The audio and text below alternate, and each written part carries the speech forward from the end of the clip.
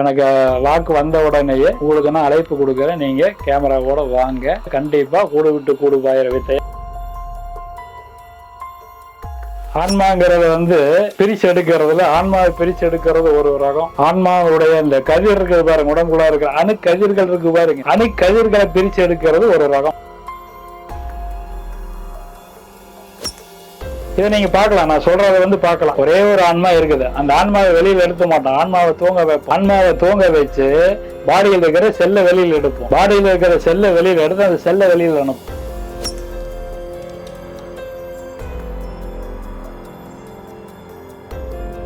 விரைவில் உங்களுக்கு அழைப்பு வரும். ஒரு வாரமோ 2 வாரமோ எனக்கு வாக்கு வந்த உடனேயே உங்களுக்கு நான் அழைப்பு கொடுக்குறேன். நீங்க கேமராவோட வாங்க. கண்டிப்பா உங்களுக்கு அடுத்த ஷூட்ல கண்டிப்பா கூடு விட்டு கூடு பாயிர வித்தைய நானே உங்களுக்கு செஞ்சு காமிக்கிறேன்.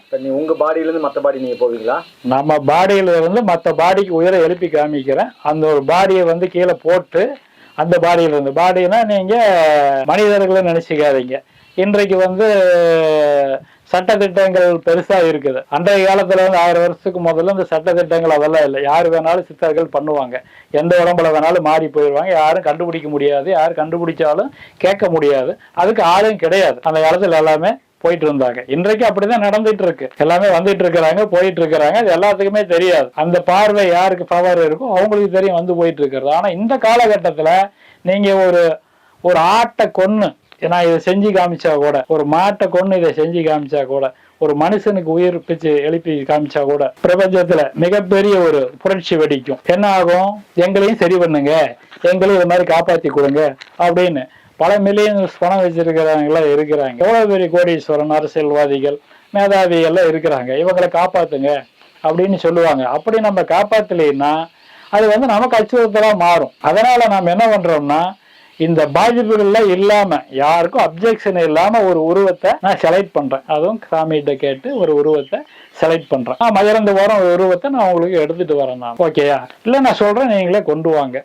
ஓகேயா? கொண்டாந்துட்டு கொண்டு வரேன். இறந்து போன ஒரு உயிரை உடம்ப கொண்டாடுறீங்க. நீங்க அந்த உடம்புக்குள்ளார நான் என்னுடைய பாடியில இருந்து அணுக்கதிர்களை செலுத்தி நான் ஆன்மாவை அதுக்குள்ளார இறக்கி, என்னுடைய ஆன்மாவை அதுக்குள்ளார இறக்கி அந்த உயிரை உங்க கண்ணுக்கு முன்னால இதே கேமராவில எழுந்து பறக்க விடுறேன். உங்க ஆன்மானா உங்க பாடி மட்டும் தானே இருக்கும். நீங்க இறந்து போனவங்களா ஆயிடுவீங்கல்ல? ஆமா.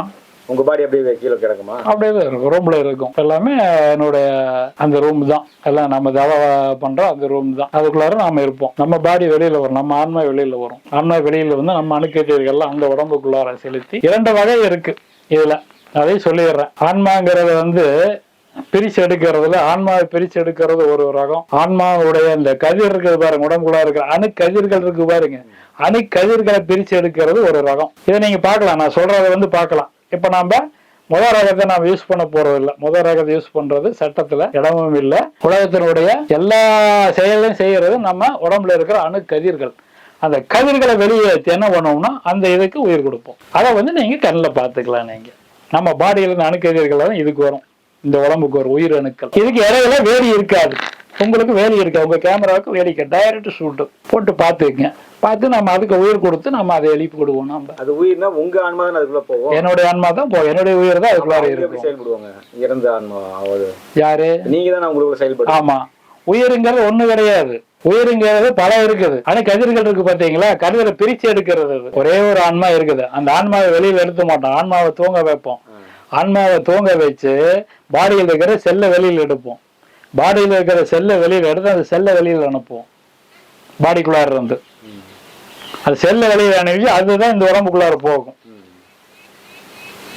அப்ப என்னுடைய அணுக்கதிர்கள் அதுக்குள்ளார இருக்கும். என்னுடைய ஆன்மா இன்னொரு ஆன்மாக்குள்ளார உடம்புக்குள்ளார போகும். போகுனா அது செயல்படுறது உங்க ஆன்மா தானே? என்னுடைய ஆன்மா தான் செயல்படுத்தும். பழைய நினைவுகள்லாம் இருக்காது இல்ல?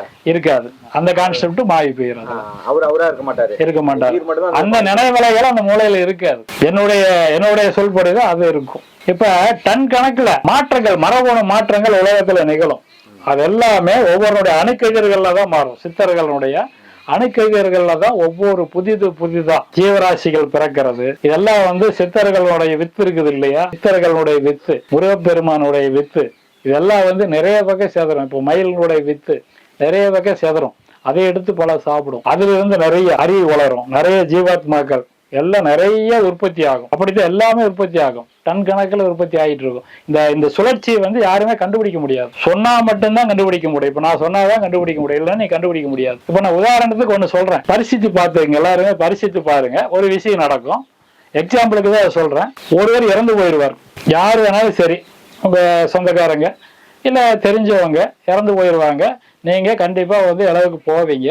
இளவுக்கு போய் அங்கே போய் என்ன பண்றீங்கன்னா, நீங்க அந்த பாடிக்கு பக்கத்தில் சட்டை கட்டிடுங்க. சட்டை கட்டிட்டு ஒரு துண்டு போட்டுக்குங்க.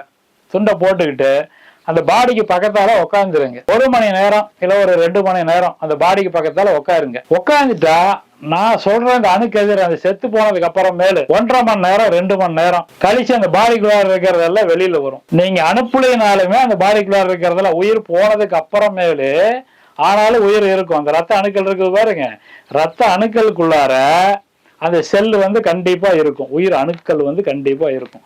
ஒவ்வொரு ரத்தத்துக்குள்ளாரையும் துளிக்குள்ளாரையும் இருக்கும். அது வந்து ரத்தம் உறைஞ்சி போனதுக்கு அப்புறமேல 2-3 மணி நேரத்து வரைக்கும் அது உயிரோட இருக்கும். அது உயிரோட இருந்து கொஞ்சம் கொஞ்சமா பாடியை விட்டு இந்த ஓட்டம் இருக்கு பாருங்க, இந்த செல் வழியா எல்லாமே கம்ப்ளீட்டா வெளியேறும். அந்த பாடி செத்த பாடியை விட்டு வெளியேறும். அது வரைக்கும் அந்த பாடி சுத்தமா வெளியேறி எல்லா பக்கமும் பரவி போயிடும். இன்னைக்கு பார்த்தீங்கன்னா அது எல்லாத்தையும் தவிர்க்கிறதுக்கு தான் என்ன பண்ணுவாங்கன்னா, மாலை போடுறது, பூ வாசனை திரவியங்கள் போடுறது, சென்ட் அடிக்கிறது, இப்படி பலதெல்லாம் பண்ணுவாங்க. அது வெளியில ஏத்தாம இருக்கிறதுக்கு எல்லாத்து மேலேயும் பரவும். ஆனா வந்து அது யாருக்குமே பாதிப்பு உண்டு பண்ணாது. அந்த உடம்பு அழிஞ்சு போனதுக்கு அப்புறமே வர செல் எல்லாம் பார்த்தீங்கன்னா அது பாட்டுக்கு பிரிஞ்சு போய் எல்லா பக்கம் பரவும். பரவணும்னா அதுக்கு இத்தனை மணி நேரம் டைம் இருக்குது. அத்தனை மணி நேரத்துக்குள்ள அது எல்லாமே அழிஞ்சு போயிடும். இப்போ நீங்க உங்க உடம்புல ஃபுல்லா ஏறும். இதை வந்து நீங்க அங்கே போய் உட்காந்தீங்கன்னா தாராளமா உணரலாம். உங்க பாடியில ஏறும், ஏறி ஊறி போறது நல்லாவே தெரியும். ஊறி போய் இந்த செல்லெல்லாம் அப்படியே போகும், எங்க போக முடியும் எல்லா பக்கம் ஏறிட்டு போகும். ஏறிட்டு போனதுக்கு அப்புறமேல அது ஒரு 2 மணி நேரம் 1 மணி நேரத்துல அது செல்லெல்லாம் தாராளமா அழிஞ்சு போயிடும். அப்படி அது வந்து தன்னை போல உடம்பை விட்டு பிரிஞ்சிடும். இது எல்லாத்துக்குமே இருக்கும். இது அந்த சம்பிரதாயத்துக்கு தான் செத்தவங்க கிட்ட வந்து தள்ளி இருப்பாங்க. முக்கால்வாசி பேர் முக்கியமான உறவினர்கள் இருப்பாங்க. மீதி யாருமே போய் பாடியை தொட மாட்டாங்க. அப்புறம் துண்டு வச்சுக்குவாங்க கையில். அந்த செல்லு வந்து வரக்கூடாது, யாருக்குமே தெரியாது. கலை விசாரிக்கு போவதில் கையில் ஒரு துண்டு, இப்படி வெள்ளை துண்டு வச்சிருப்பாங்க. இவங்களும் ஒரு துண்டு வரும், அது மேலதான் இப்படி கை கொடுப்பாங்க. இப்படி கையை வச்சு கை கொடுப்பாங்க. ஏன்னா அந்த செல்லு வந்து வந்துடக்கூடாது அப்படின்னு. ஆனா அந்த விஷயம் தெரியாது. ஆனா செல்லு ஒட்டிடக்கூடாது அப்படிங்கறதுல பழைய கால சம்பிரதாயம். இப்போ உதாரணத்துக்கு வெளியில இருந்து வந்தோடனே கால் கழுவிட்டு வர பழக்கம் இருக்கு, எல்லாருமே பார்த்துருப்பீங்க. எங்க வெளியில போயிட்டு வந்தாலும் கம்பல்சரி வந்து வீட்டுக்கு வரும்போது வாசப்படையில தண்ணி வச்சிருப்பாங்க பழைய காலத்துல எல்லாம். இப்ப இல்ல. ஆனா கம்பல்சரி இன்னைக்கு அது செய்யணும். கம்பல்ட்டா வீட்டுல இருந்து வெளியில இருந்து உள்ளார வரும்போது கம்பல்சரி எல்லா பக்கமும் கால் கை காலில் கழுவணும். கம்ப்ளீட்டா கழுவிட்டு சுத்தமாக தான் வீட்டுக்குள்ளார வரணும். அதே மாதிரி தூங்கும் போதும் பார்த்தீங்கன்னா தலைமாட்டில் தண்ணி வச்சிருப்பாங்க அந்த காலத்துல இருந்து. இன்னைக்கு அந்த தண்ணி தானம் எடுக்கும் போது பார்த்தீங்கன்னா இந்த ஆன்மா நைட்டு வெளியில போகும்போது ஏதோ ஒரு பக்கம் போய் மாட்டிக்கும். மாட்டிக்கிட்டு சிக்கிக்கிச்சுனா தான் இங்கே வந்து அகால மரணம் அடைவான் தூங்கிட்டு இருக்கும் போது.